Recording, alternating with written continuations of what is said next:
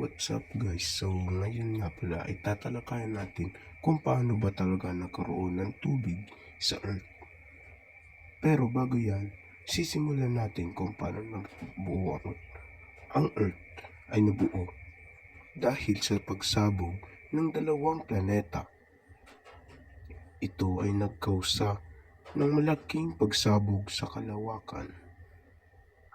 Pero dahil nga may strong force at may gravitational force, ang mga particles nito ay nabuo at naging isang planeta. Kasama na ito ang buwan. How did Earth get water?